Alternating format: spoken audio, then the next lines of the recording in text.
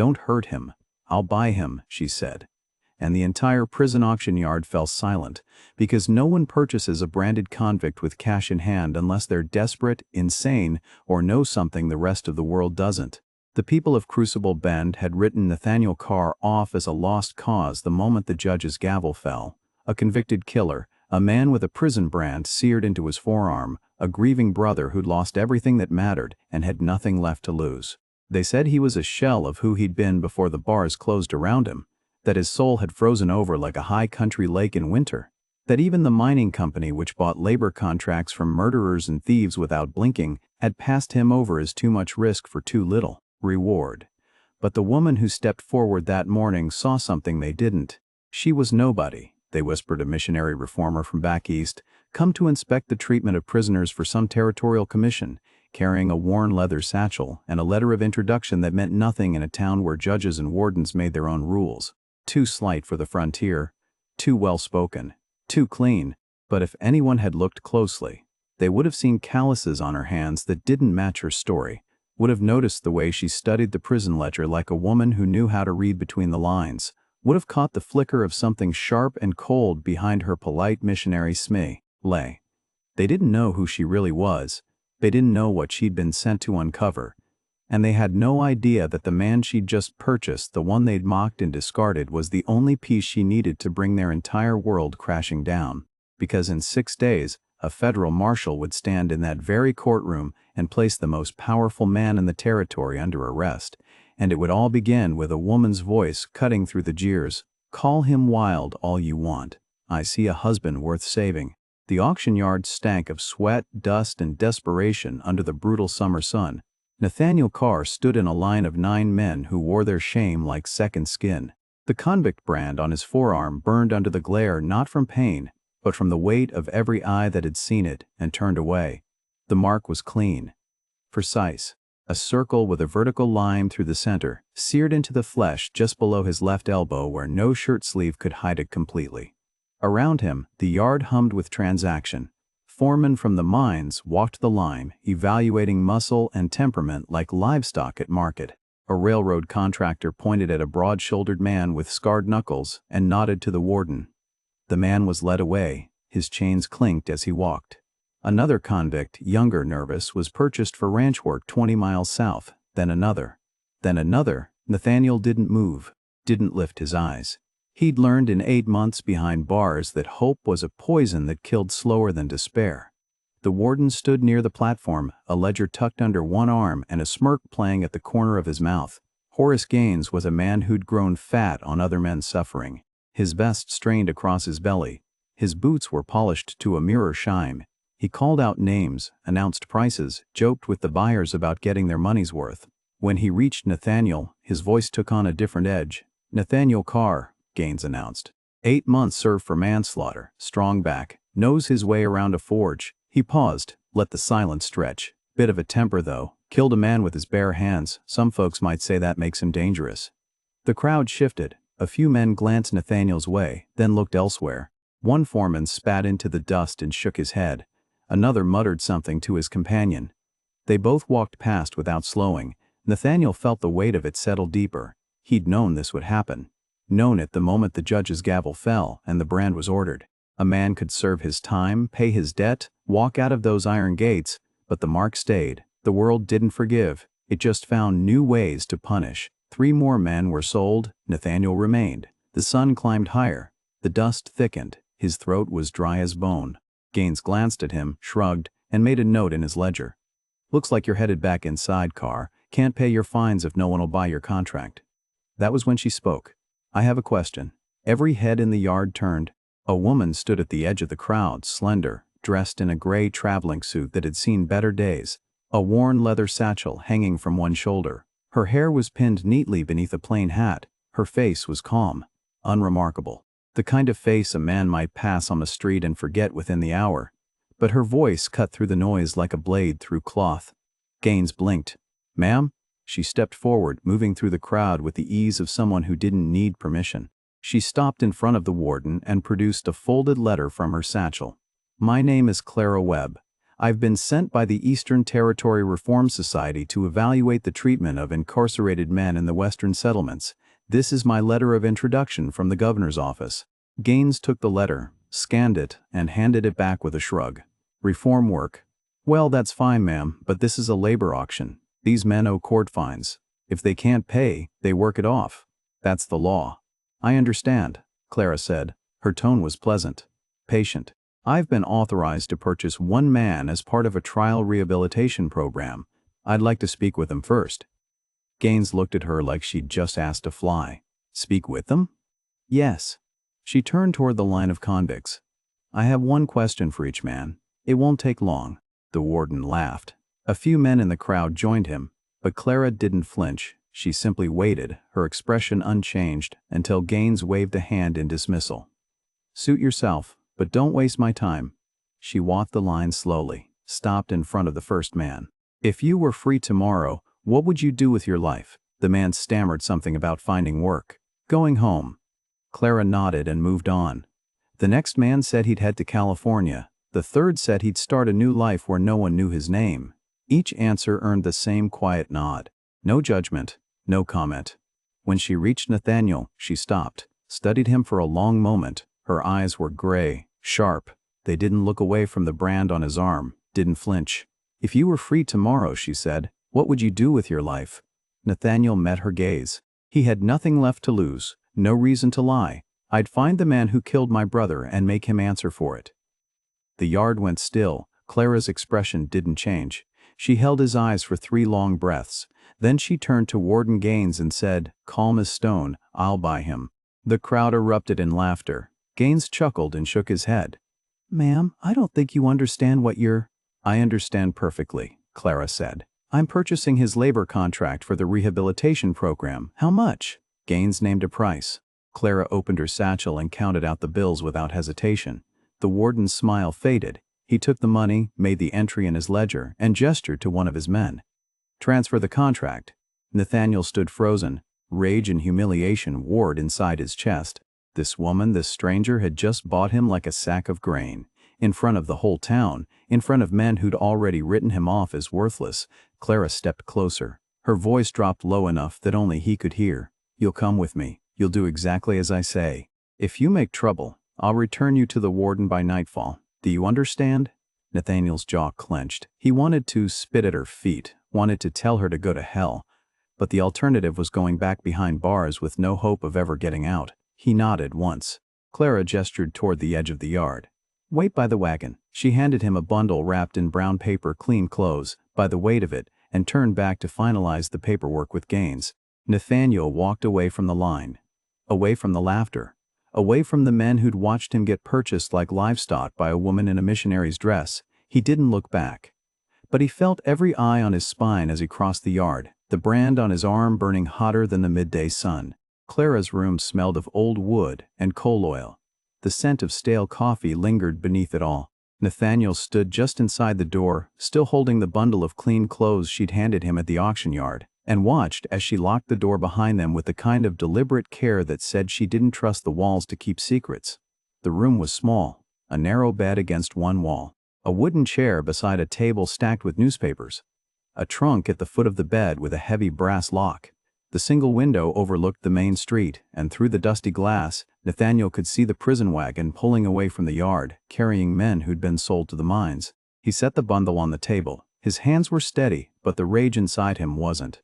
"What kind of reform work buys a killer?" he said. Clara moved to the trunk without answering. She knelt beside it, produced a key from inside her sleeve, and turned the lock. The lid opened with a creak. She reached inside and pulled out a leather folder, then stood and faced him.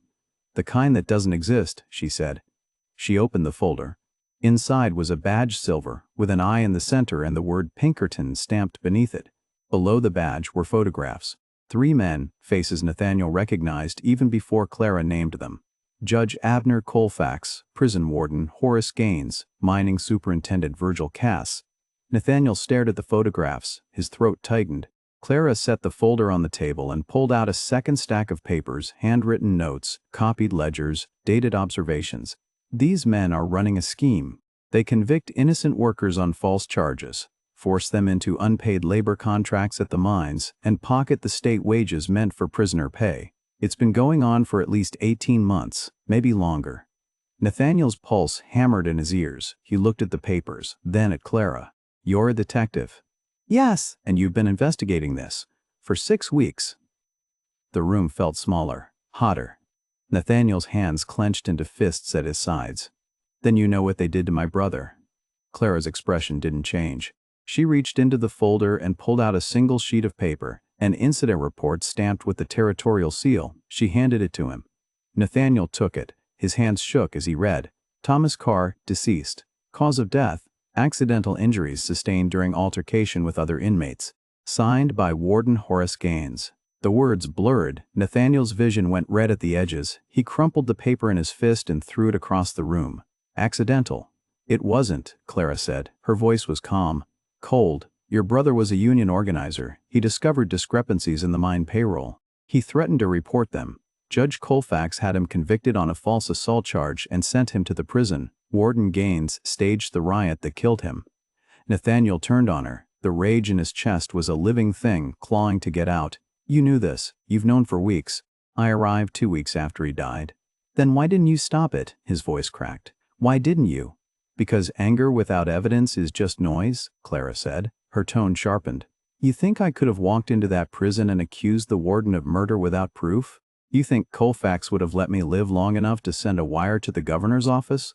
Nathaniel's jaw clenched. He wanted to hit something, wanted to break the table, wanted to tear the door off its hinges and march back to the prison and put his hands around Gaines's throat until the truth came out. But Clara was still watching him with those steady gray eyes, and something in her gaze kept him rooted to the floor. "I need someone who has motive," she said. "Someone the conspirators will underestimate, someone desperate enough to risk everything for the truth." She paused. "That's you." Nathaniel's breath came hard and fast. "You bought me because I'm broken." "I bought you because you're angry," Clara said. "And because grief like yours doesn't turn bitter, it turns into fuel. The kind that changes things instead of destroying them." The words landed like a punch to the ribs. Nathaniel stood there, fists trembling, the weight of 8 months pressing down on him like a tombstone. He thought of Thomas, thought of the last conversation they'd had through the prison bars, when his brother had still believed the law would protect him. He looked at Clara. "What do you need me to do?" She gestured to the papers on the table. "Help me gather evidence. Colfax, Gaines, and Cass have covered their tracks well, but not perfectly. There are records, land transfers, prisoner logs, payroll vouchers. If we can connect the dots, we can prove what they've done. And then? Then we take it to the U.S. Marshal's office. Federal charges. Public trial. Justice." Nathaniel's laugh was bitter. "You think justice exists in this town?" "Not here," Clara said. "But it exists, and I'm going to make sure it finds them."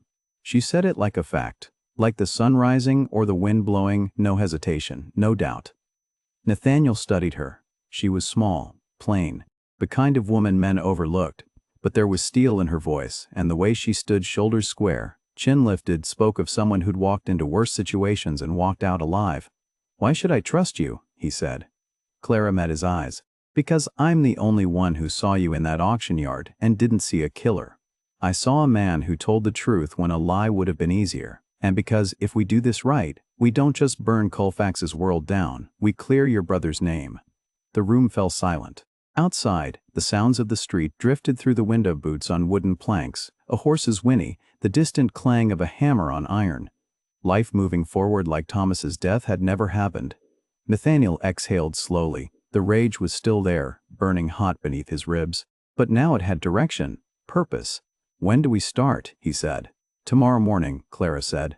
"We'll visit the county land office, pose as reform advocates reviewing labor compliance. I'll need you to keep watch while I photograph the records." She stepped closer, her voice dropping.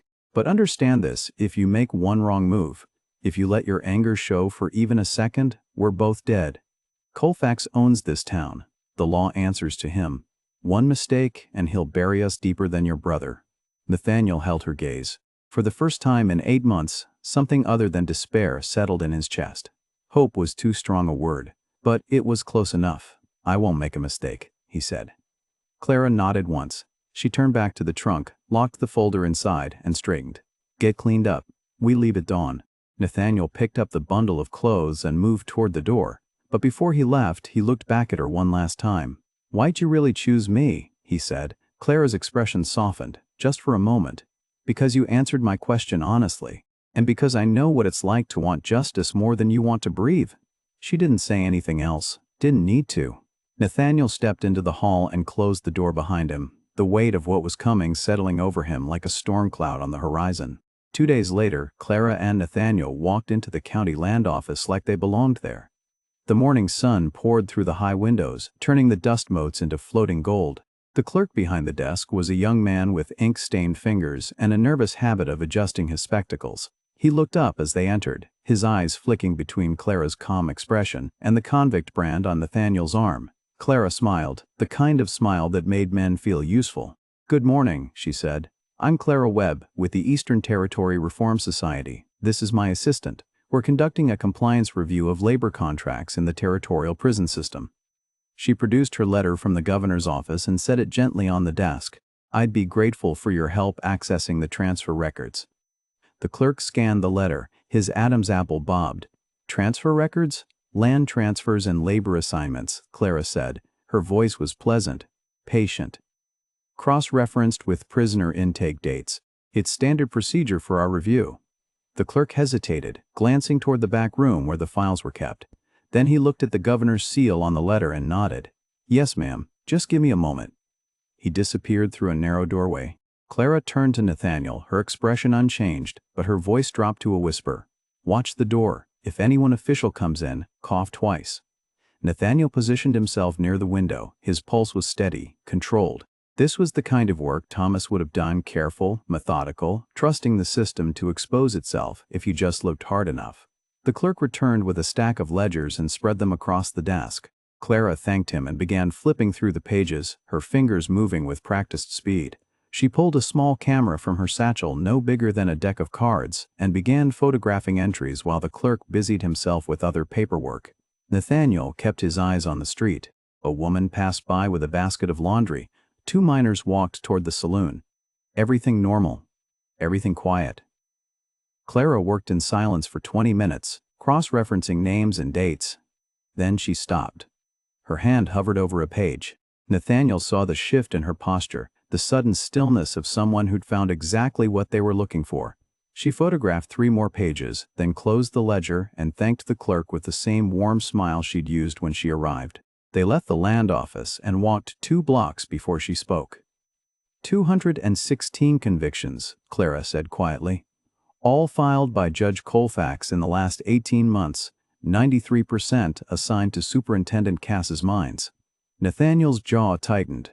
How many were real? Maybe 10, Clara said.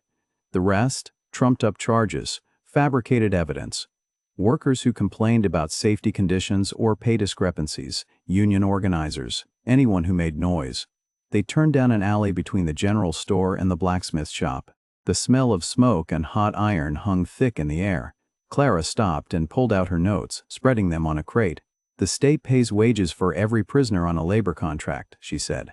"But the workers aren't seeing a cent. Cass is pocketing the difference. $40,000 over 18 months, maybe more." Nathaniel stared at the papers. His brother's name was somewhere in those records. 1 line in a ledger, 1 fabricated charge that had cost him his life. "How do we prove it?" he said. "We need the warden's ledger," Clara said.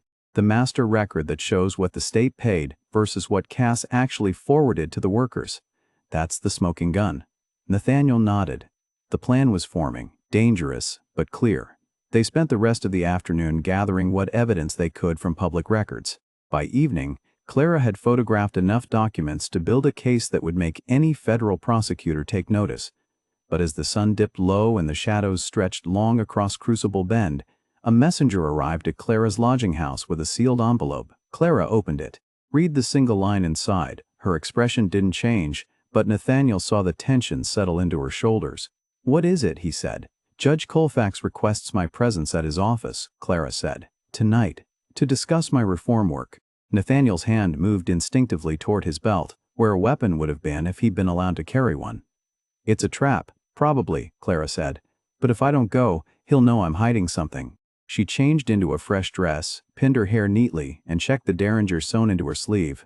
Then she met Nathaniel's eyes. "Wait outside. If I'm not out in 30 minutes, leave town." "I'm not leaving you," Nathaniel said. Clara's expression softened, just for a moment. "Then stay close. But don't make a move unless I signal." The walk to Judge Colfax's office felt like walking into a noose. The building sat on the corner of Main Street, 2 stories of painted wood with a sign that read, "Office of the Territorial Judge" in gold lettering. Light spilled from the second-floor windows. Nathaniel waited on the street while Clara climbed the stairs. He leaned against a post, arms crossed, watching. 2 men emerged from the shadows across the street, hired guns by the look of them. They didn't approach, but they didn't hide either. They just stood there, watching Nathaniel watch them. A message. Inside, Clara was shown into Colfax's office by a clerk who left immediately and closed the door behind him. The room smelled of pipe tobacco and old leather. A large desk dominated the space, and behind it sat Judge Abner Colfax. He was a tall man, well-fed, with silver hair and a smile that never reached his eyes. He gestured to a chair across from his desk. "Miss Webb," he said. His voice was smooth, polished. "Please sit. I've been curious about your work here in Crucible Bend." Clara sat. Her hands rested calmly in her lap. "I appreciate you taking the time to meet with me, Your Honor." Colfax leaned back in his chair, studying her. "Reform work is noble, admirable even. But I have to wonder why Crucible Bend? We're a small town, hardly the kind of place that warrants attention from the governor's office." "Small towns often have the most to teach us," Clara said. Colfax chuckled. It was a dry sound, like wind through dead leaves. "Indeed. And what have you learned so far?" "That your judicial system is quite active," Clara said. "Over 200 convictions in 18 months. Impressive productivity." The smile on Colfax's face didn't waver, but something shifted behind his eyes. "We believe in law and order here, Miss Webb. The frontier requires a firm hand." "Of course," Clara said, "though I did notice a pattern. Many of those convicted seem to end up working for Superintendent Cass's mining operation." Colfax set his pipe down, slowly. "Coincidence. Cass needs labor, the territory needs revenue. It's a mutually beneficial arrangement." "I'm sure it is," Clara said. The room fell quiet. Outside, a dog barked. Someone shouted. The normal sounds of evening in a frontier town. Colfax leaned forward, his hands folded on the desk. "Tell me, Miss Webb, this man you purchased at the auction, Nathaniel Carr, a convicted killer. Do you think it's wise for a woman traveling alone to trust such a man?" Clara met his gaze without blinking. "Mr. Carr has been entirely cooperative." "Has he?" Colfax's smile widened. "I find that surprising. Men like him, men with nothing left to lose, can be unpredictable, dangerous even. I'd hate for you to find yourself in a situation you couldn't control." The threat was clear. Polite, wrapped in concern, Clara stood. "Thank you for your time, Your Honor. I'll be sure to include your insights in my report." Colfax rose as well. "Of course, but Miss Webb, a word of advice. Crucible Bend is a small town. People here don't take kindly to outsiders stirring up trouble. Reform work is one thing, asking the wrong questions is another." He paused. "Outsiders who cause problems tend to leave quickly, or they don't leave at all." Clara's expression didn't change. "I'll keep that in mind." She turned and walked out of the office, her steps measured and calm. But her heart was pounding against her ribs like a trapped bird. Nathaniel was waiting at the bottom of the stairs. The 2 hired guns were still watching from across the street. Clara descended, met Nathaniel's eyes, and said quietly, "We just became targets." They walked back to Clara's lodging house in silence that felt heavier than words. The streets were dark, empty. The only sound was the creak of wooden signs swinging in the night wind and the distant bark of a dog somewhere near the edge of town. Nathaniel expected Clara to panic. Expected her to say they needed to leave Crucible Bend before dawn, that Colfax's threat had made staying too dangerous. But when they reached her room and she lit the coal oil lamp, she simply removed her hat, sat at the small table, and began reviewing her photographs and notes with the same calm precision she'd shown all day. Nathaniel stood by the window, watching the street below. The hired guns were gone, but that didn't mean they weren't watching from somewhere else. "You're not leaving," he said. "No," Clara said without looking up. She was drafting a wire, her handwriting small and precise. "I need more corroboration before I contact the U.S. Marshal's office directly. One more piece of evidence that ties everything together." Nathaniel turned from the window. You think a wire will even reach them? Colfax probably owns the telegraph operator? Clara paused, set down her pen. It's a risk, she admitted. But I have to try. If I can get word to the territorial capital, they'll send someone Colfax can't control. And if the wire doesn't make it, then we find another way, Clara said. Her voice was steady. Certain, but we don't run, not yet. The lamp flickered. Shadows danced across the walls. Outside, the wind picked up, rattling the window in its frame. Nathaniel couldn't sleep. Restlessness clawed at him, the kind that came from knowing danger was close but not knowing when it would strike. He sat on the floor with his back against the wall, knees drawn up, and watched Clara work. After a long silence, he spoke. Why'd you become a Pinkerton? Clara's pen stopped. She looked up, meeting his eyes across the dim room. For a moment, she seemed to weigh whether to answer. Then she set the pen down and folded her hands. There was a case, she said, 5 years ago. A witness in a fraud investigation. The man I was assigned to protect had information that could have sent 3 politicians to prison. I was too cautious, too careful. I waited for authorization to move him to a safe house instead of acting immediately. She paused, her voice dropped. They killed him before I got the paperwork. Nathaniel saw the weight of it settle over her shoulders like a stone. I've spent 5 years making sure I never hesitate again, Clara said. I act one, take the risk. I don't wait for someone to tell me it's safe. She met his eyes. Because it's never safe, and waiting just gets people killed. The words hung in the air between them. Nathaniel understood that kind of guilt, the kind that carved itself into your bones and never left. My brother believed the system could be fixed, Nathaniel said. His voice was rough, raw. Thomas trusted the law. He thought if he could just gather enough evidence, show the right people, they'd listen. He thought truth mattered more than power. He looked at his hands. The convict brand was visible even in the low light. He died because he believed that. Clara's expression softened. He wasn't wrong to believe it. He was dead wrong, Nathaniel said bitterly. Truth doesn't matter if the people in power don't want to hear it. It matters, Clara said quietly. It just takes longer than we want it to. And it costs more than it should. She stood and moved to the window, looking out at the dark street. I see your brother in you, that stubbornness, that refusal to give up even when the world tells you to. Nathaniel stood as well. I see someone who refuses to quit even when they're outmatched. Clara turned to face him. The lamplight caught her features, softening the sharp lines of her jaw. For the first time since they'd met, Nathaniel saw something other than iron resolve in her eyes. He saw exhaustion, fear, and beneath it all, a fierce determination that matched his own. We're going to burn his world down, Clara said. Colfax, Gaines, Cass, all of them. We're going to make them answer for what they've done. How? Nathaniel said. We get the warden's ledger, Clara said, the master record. If we can prove the discrepancy between what the state paid and what Cass actually forwarded to the workers, we have everything we need. Nathaniel nodded slowly. When? Soon, Clara said. She turned back to her notes. But first, we rest. You'll need your strength.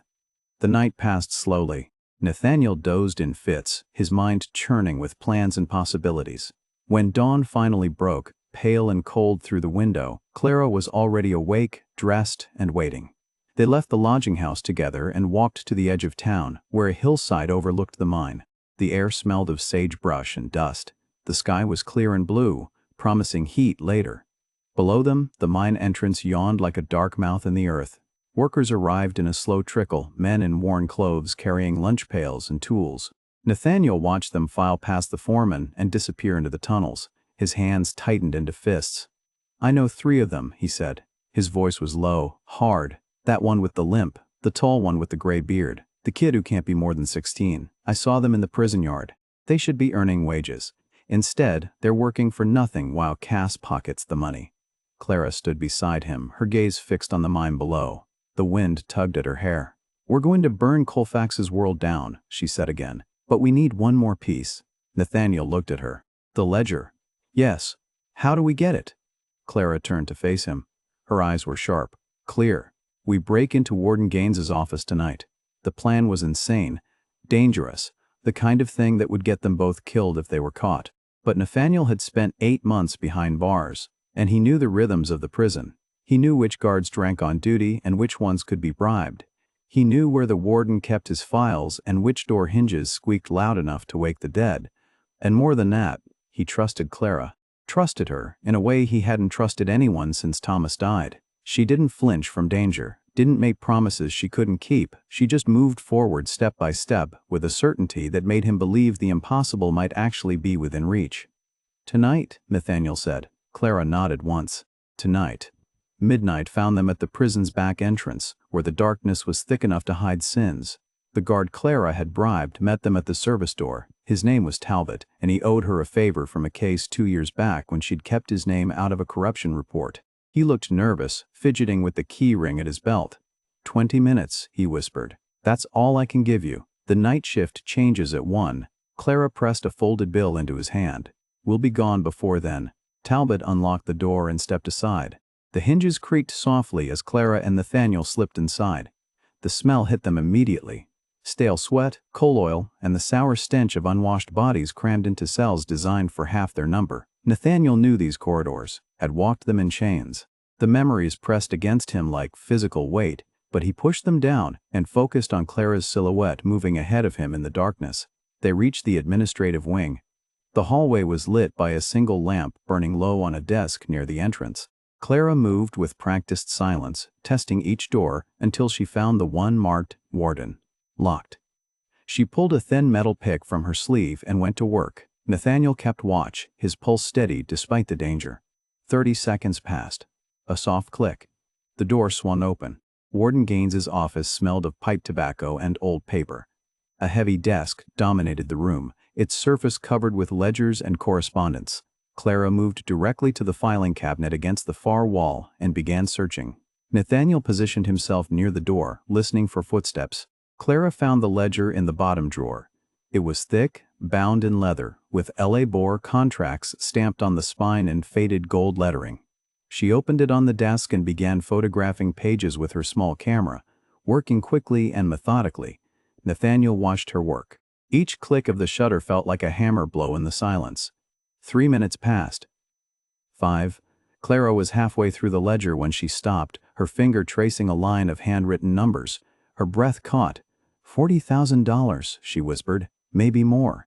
The state paid wages for every prisoner on contract. Cass forwarded maybe a quarter of it to the workers. The rest just disappeared. Nathaniel's hands clenched. His brother's name was somewhere in those numbers. A line item. A theft. A murder dressed up as accounting. Clara photographed the last page and closed the ledger. "We have what we need." They were halfway to the door when they heard voices. Nathaniel froze. Clara's hand shot out, gripping his arm. They both went still, listening. The voices were coming from the hallway. 2 men, approaching fast. "Asking too many questions," one voice said. "Gaines. That missionary woman has been in the land office, the telegraph station, even talked to some of the workers coming off shift." "I know." The second voice was smooth. "Colfax, which is why we're handling it tonight." Clara's eyes met Nathaniel's. She pointed to an adjoining room, a storage closet filled with filing boxes and old furniture. They moved fast and silent, pulling the door nearly closed behind them just as Gaines and Colfax entered the office. Through the crack in the door, Nathaniel could see them clearly. Gaines lit a lamp on his desk. Colfax settled into the chair across from him, crossing one leg over the other with casual authority. "The convict," Colfax said. "Nathaniel Carr. We manufacture a parole violation, something simple. Being seen in the saloon district after curfew. You have men who can testify to that?" "2 of them," Gaines said. "They'll swear to whatever I tell them." "Good. Have him arrested tomorrow morning. I'll personally oversee the trial. Fast sentencing. Back inside within 48 hours. Colfax leaned back, smiling. "Once he's locked up again, the woman will have no leverage. She'll run. They always do." Nathaniel's vision went red. The rage that lived in his chest roared to life, hot and violent. He started to move forward, but Clara's hand clamped around his wrist like iron. She pulled him back, her other hand covering his mouth. He could feel her breath against his ear, could feel the fierce pressure of her grip. "Wait," her touch said. "Not yet." Nathaniel's entire body trembled with the effort of staying still. He wanted to kick that door open. Wanted to put his hands around Colfax's throat and make him answer for Thomas, for every man whose life had been stolen and sold. But Clara held him. And slowly, the red haze began to clear. Colfax and Gaines talked for another 5 minutes discussing logistics, payoff schedules, which workers were becoming problems. Then they left, taking the lamp with them. Darkness flooded back into the office. Clara waited a full minute before releasing Nathaniel. When she did, he sagged against the wall, breathing hard. "We need to go," Clara whispered. "Now." They slipped out of the office, down the dark corridor, and out through the service entrance where Talbot was still waiting. He locked the door behind them without a word. Clara and Nathaniel disappeared into the night, moving fast through the empty streets until they reached her lodging house. Neither of them slept. Clara reviewed the photographs, verifying each page had captured clearly. Nathaniel paced the small room like a caged animal, his mind racing through what they'd heard. "They're coming for me tomorrow," he said. "I know. Then we run, tonight. We take the evidence and—" "No," Clara said. Her voice was cold and precise. "If we run, they win. If we stay, we fight." Nathaniel stopped pacing. "How? You heard them. They control the law. They control the witnesses. They control everything." Clara looked up at him. Her eyes were hard, determined. "Not everything. They don't control the truth. And they don't control me." Dawn came too soon. The knock on the door came with it, Clara answered. Two men stood in the hallway, the town marshal and one of Colfax's hired guns. The marshal held a folded paper in his hand. "Warrant for Nathaniel Carr," he said. "Parole violation." Clara stepped into the doorway, blocking their view of the room. "On what grounds?" "Being seen in a restricted area," the marshal said. "The saloon district. After curfew." "That's false," Clara said. Her voice was calm. "Measured. Mr. Carr has been in my employ and under my direct supervision since his release. He hasn't violated any terms." The marshal's expression didn't change. "I have two witnesses who say different. Step aside, ma'am." Clara didn't move. "I demand to see the evidence. I demand a proper hearing before—" The hired gun pushed past her. Nathaniel was already standing, hands at his sides, resignation settling over him like a shroud. They put the chains on him while Clara protested, citing procedural violations, demanding documentation, using every legal argument she knew. It didn't matter. The marshal ignored her. The hired gun smiled. They led Nathaniel out of the room, down the stairs, into the street where a crowd had already gathered to watch. The same crowd that had laughed when Clara bought him at the auction. The same faces that had turned away when he'd walked past with the brand on his arm. Clara followed them into the street, still arguing, still fighting with words when physical resistance would have meant her own arrest. But Nathaniel could see the truth in her eyes. She was powerless. They both were. The chains rattled as they dragged him toward the prison wagon. Nathaniel looked back once and saw Clara standing in the middle of the street, her hands clenched into fists at her sides, watching him go with an expression that was equal parts fury and helplessness. The crowd whispered. Someone laughed. Someone else said something about convicts getting what they deserve. And Nathaniel Carr, for the second time in his life, disappeared behind iron bars while the world watched and did nothing. Nathaniel sat in the holding cell and watched the sunlight move across the opposite wall. 2 days. That was how long he had before Judge Colfax put him back behind bars permanently. 2 days before everything Clara had worked for collapsed into dust. The cell smelled of old sweat and rust. The cot was thin. The bars were solid. Nathaniel had spent 8 months learning every sound a prison made. The footsteps of guards, the cough of sick men, the rattle of chains in the morning when they dragged new prisoners to work. He knew this place. And he knew that once Colfax convicted him, he'd never leave it alive. He thought about Clara, wondered if she'd already left town, wondered if she was smart enough to run while she still could. He hoped she was. Clara stood in her lodging room and faced the choice that would define everything that came after. Run or stay, safety or risk, survival or loyalty. Every instinct she'd honed in 5 years as a Pinkerton detective told her to leave Crucible Bend that night. She had the evidence. She had photographs of the warden's ledger, copies of fraudulent court documents, enough proof to bury Colfax and his conspirators if she could get it to the U.S. Marshal's office in the territorial capital. She could ride out before dawn, send the documentation from safety, and let federal authorities handle the rest. Nathaniel would go to prison, but he'd been there before. He'd survive, and she would live to fight another case. Clara looked at the packed satchel on her bed, looked at the photographed evidence spread across the table, looked at the door. Then she unpacked the satchel and got to work. She spent 2 days cross-referencing names. Every prisoner Colfax had convicted, she traced through military desertion records, territorial land grants, union membership rolls. The pattern emerged with brutal clarity. Colfax targeted anyone who threatened the mining company's dominance, union organizers, political rivals. Workers who complained about safety violations or wage theft. Men who asked too many questions. Men like Thomas Carr. Clara worked through the night, verifying dates, confirming details, building a case so airtight that no amount of judicial corruption could dismiss it. When dawn broke on the second day, she walked to the telegraph office and composed a coded wire to the U.S. Marshal's office. The message was careful, specific enough to trigger a federal response, vague enough to avoid spooking Colfax's allies. She paid the operator, watched him send it, and prayed it would reach its destination. The reply came 6 hours later. Marshal N. Root. Arrival 4 days.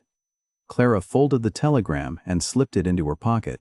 4 days. Nathaniel's trial was tomorrow. She walked to the courthouse as the sun began its descent toward the horizon. The guard at the holding cells knew her by now. He let her through without question. Nathaniel looked up when she entered. His eyes were hollow, resigned. When he spoke, his voice was rough. "You should have left." Clara pulled the stool close to the bars and sat. "I'm still here. Why?" The word came out raw, angry. "You've got the evidence. You can send it from anywhere. You don't need to stay and watch Colfax bury me." "I'm not watching anything," Clara said. Her voice was calm, cold, precise. "I'm fighting." And Nathaniel laughed bitterly. "With what? Colfax controls the court. He controls the witnesses. He controls the law itself. You can't win in his courtroom." "I don't need to win," Clara said. "I just need to expose him." Nathaniel stared at her. "That'll get you killed." "Maybe." Clara met his eyes without flinching. "But I didn't buy you to watch you die, and I don't abandon partners." The words settled between them like stones dropped into still water. Nathaniel's throat tightened. For a long moment, neither of them spoke. The sounds of the courthouse drifted through the walls.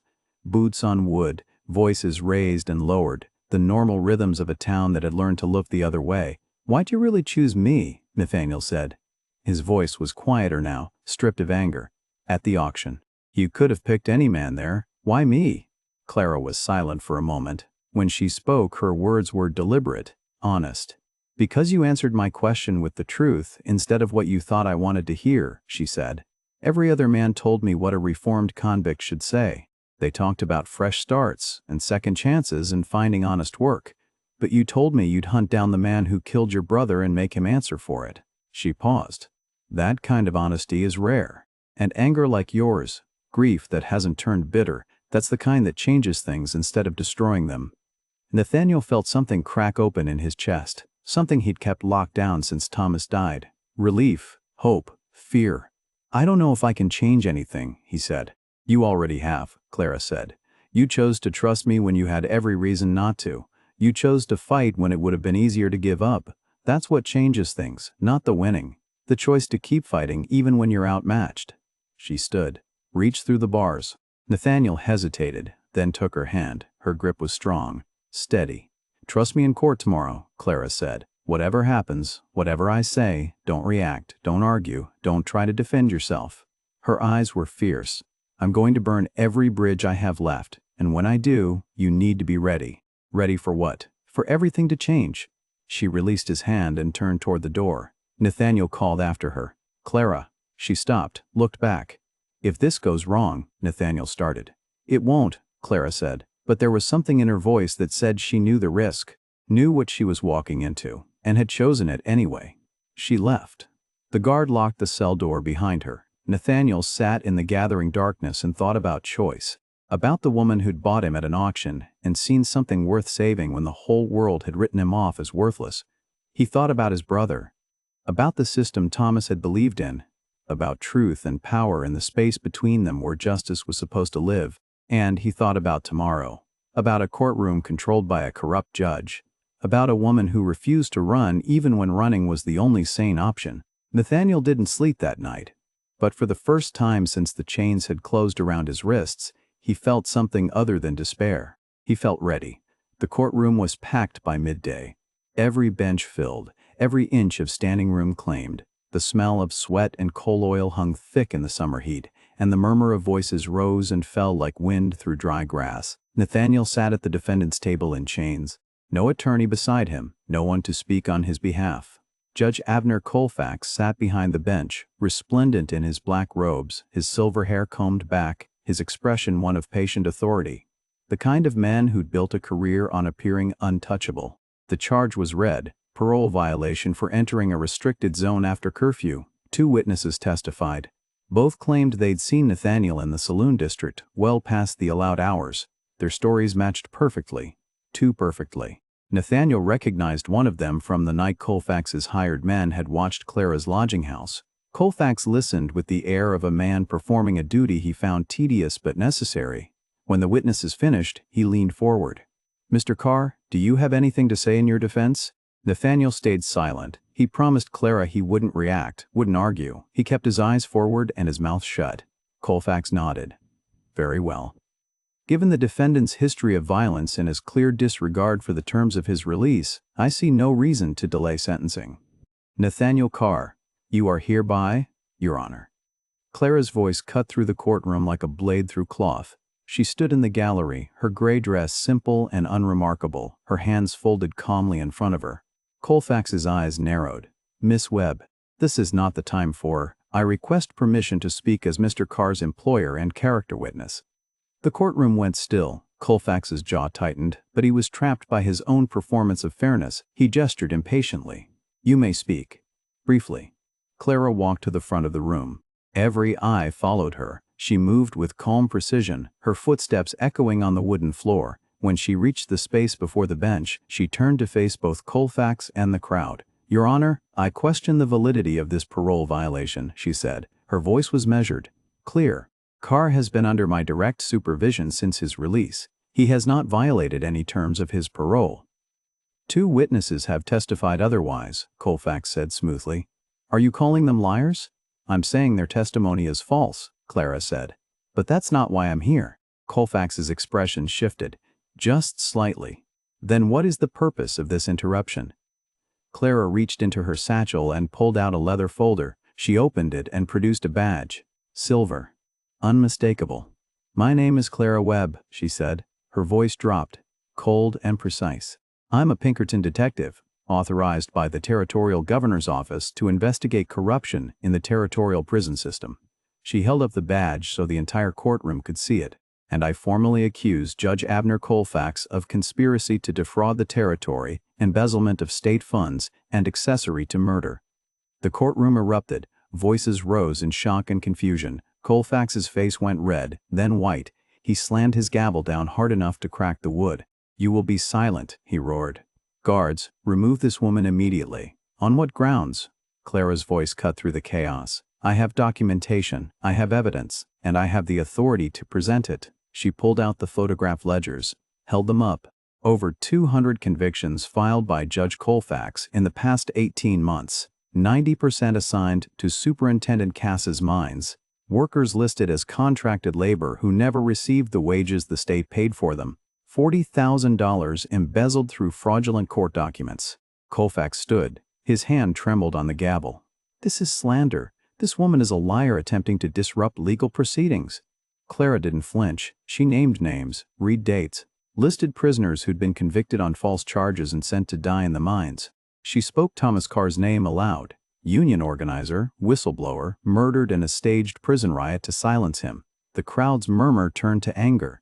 Nathaniel watched faces change, saw recognition dawn, saw men who'd lost brothers, sons, friends to Colfax's court begin to understand what had been done to them. Colfax tried to speak over her. "You have no authority here. This is my courtroom." "Not anymore." The voice came from the back of the room. A man stood tall, broad-shouldered, wearing a federal badge on his chest, the U.S. Marshal. He'd been sitting in the gallery the entire time, watching, waiting. "Judge Abner Colfax," the marshal said, walking down the center aisle. "You are under arrest on federal charges of conspiracy to defraud the territory, embezzlement, and accessory to murder." The courtroom went silent, not the silence of shock, the silence of a held breath before a storm breaks. Colfax's face twisted. "You have no jurisdiction here.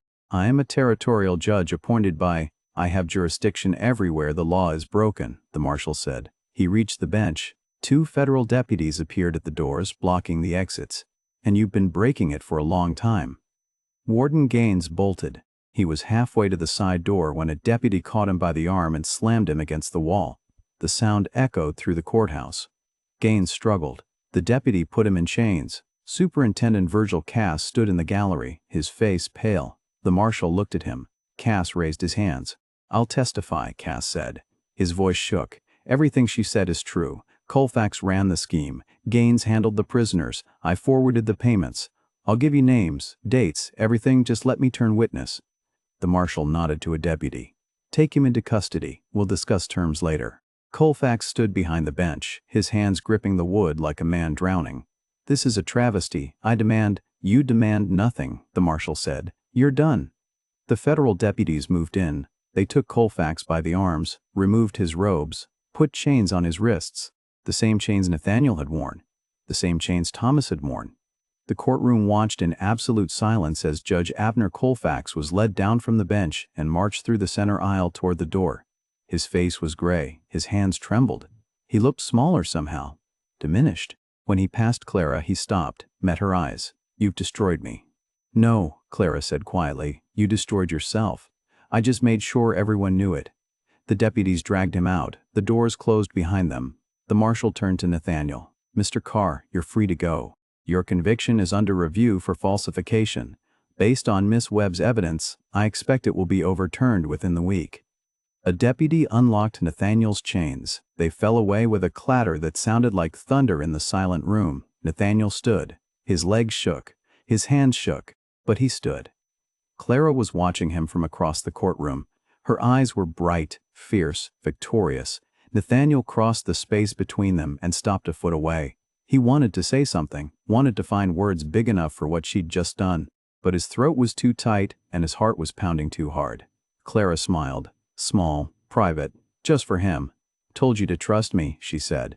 Nathaniel's laugh came out raw and broken. "You burned every bridge." "I did." Clara's smile widened, and it felt good. The courtroom erupted behind them, not in shock this time, but in something else. Relief. Anger finally given direction. Justice finally within reach. Nathaniel heard his brother's name spoken aloud by voices he didn't recognize, heard other names, other stories. The town waking up to what had been done to it. But Nathaniel wasn't listening to the crowd. He was looking at Clara, the woman who'd bought him at an auction and seen something worth saving when the whole world had written him off. She'd kept her promise. She'd burned Colfax's world down. And Nathaniel Carr, for the first time in 8 months, was free. Nathaniel walked out of the courthouse into sunlight that felt like it belonged to a different world. The air was warm, clear. The kind of summer afternoon that made you forget winter ever existed. But it wasn't the weather that made him stop on the top step and close his eyes. It was freedom. Real freedom. The kind without chains or conditions or the weight of a brand that meant more than the man beneath it. The crowd that had filled the courtroom spilled out onto the street behind him. They fell silent as Nathaniel stood there, breathing. The same people who'd laughed when Clara bought him. The same faces that had turned away when he'd walked past with the convict mark visible on his arm. Now they just watched. Clara joined him on the steps. She stood close enough that their shoulders nearly touched. Close enough that Nathaniel could hear her breathing, steady and calm despite everything she'd just risked. The federal marshal emerged behind them. He was a big man with gray in his beard and the kind of eyes that had seen too much and refused to look away. "Mr. Carr," he said, "based on Miss Webb's evidence, we'll be reviewing over 100 wrongful convictions, yours included. I expect your conviction will be overturned within the week." He paused. "Your brother's death is being reopened as a murder investigation. Colfax, Gaines, and Cass will face federal prosecution, all 3 of them." Nathaniel's throat tightened. He nodded once, not trusting himself to speak. The marshal tipped his hat to Clara. "Fine work, Miss Webb. The Pinkerton agency should be proud."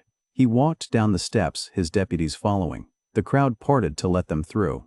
Nathaniel watched them go, watched Colfax being loaded into a prison wagon in chains, watched the town that had been built on lies begin to understand what had been done in its name. Clara turned to him. Her face was calm, but there was something fragile behind her eyes. Relief, maybe, or exhaustion, or the weight of carrying a secret for so long finally lifting. "What happens now?" Nathaniel said. Clara looked out at the street, at the crowd, at the courthouse behind them. "My assignment is complete. The Pinkerton agency will reassign me. Another case, another town." Her voice was steady, but Nathaniel heard what she wasn't saying. "Is that what you want?" Clara didn't answer right away. When she did, her voice was quieter. "I don't know how to stop running." Nathaniel turned to face her fully. You already did, the moment you stood in that courtroom and chose to fight instead of flee. Clara met his eyes. Something passed between them. Recognition. Understanding. The kind of bond that forms when two people save each other and neither one knows how to say thank you. The sun was beginning its descent when they walked to the hillside overlook, the same place they'd stood days ago, watching the mine workers file into the tunnels like ghosts. Now the mine entrance was closed. Federal deputies stood guard. Workers gathered in small groups, talking, waiting to hear if the wages they'd been promised would finally come through. Nathaniel and Clara stood side by side, looking down at the valley. The wind carried the smell of sagebrush and dust. Somewhere in town, a dog barked, life moving forward. I'm staying, Nathaniel said, in Crucible Bend. I need to see Thomas's case through, need to make sure the men who killed him answer for it. He paused, and I need to help rebuild what Colfax destroyed. This town deserves better than what it's had. Clara nodded slowly. That's good. They'll need someone who understands what they've been through. Nathaniel turned to look at her. The setting sun caught her hair, turning it gold at the edges. Stay with me. Clara's breath caught. Nathaniel, not as a partner on a case, he said, as someone who chooses to stop running, as someone who builds something instead of just tearing down what's broken. Clara was silent. The wind moved around them. Below, the workers were dispersing, heading home to families they hadn't seen in months. The world was changing, slowly, painfully, but changing. I don't know if I know how, Clara said finally. Neither do I, Nathaniel said, but we can figure it out together. Clara looked at him, really looked at him, saw the man she'd chosen at an auction when no one else would touch him, saw the grief he carried and the strength beneath it, saw someone who'd been broken by the world and had chosen to stand back up anyway. Yes, she said. The word was quiet, simple, but it carried the weight of a promise. They stood there as the sun dropped lower and the shadows stretched long across the valley. Then they walked back down the hill together, side by side, toward a town that was learning to see them differently. When they reached Main Street, people were gathering outside the general store. Word had spread. The federal marshal had posted notices about the conviction reviews, about the wage restitution, about the investigation into Colfax's conspiracy. Men who'd lost brothers and sons were reading the names. Women were crying. Children were asking questions. Nathaniel stopped in the middle of the street. Clara stopped beside him. The crowd turned to look.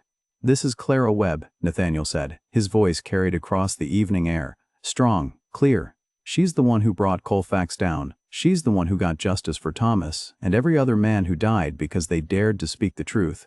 The crowd was silent. Then someone stepped forward. A miner Nathaniel recognized from the prison yard. The man's eyes were red. His hands shook, but his voice was steady. Thank you, he said. Another voice joined his. Then another. The crowd pressed closer, not with hostility but with something else. Gratitude, recognition, the understanding that this woman had seen what they couldn't and had fought when they were too afraid. Clara stood straight, shoulders back. For the first time since Nathaniel had met her, she looked like someone who'd stopped running. The people of Crucible Bend would tell the story for generations. They'd talk about the summer. A Pinkerton detective bought a branded convict at an auction and took down the most powerful man in the territory. They'd tell their children about the woman who refused to run and the man who chose to fight even when the world had given up on him. And they'd remember that redemption doesn't come from erasing the past. It comes from finding someone brave enough to see the truth beneath the brand. And that is how Clara Webb and Nathaniel Carr changed the course of justice in Crucible Bend. Not with violence, but with evidence, courage, and the refusal to let corruption hide behind the law. Have you ever stood up for what was right even when it cost you everything? If this story moved you, hit that like button, subscribe for more tales from the frontier, and share this with someone who needs to hear that it's never too late to fight for the truth. Until next time, may your trail be clear and your aim be true.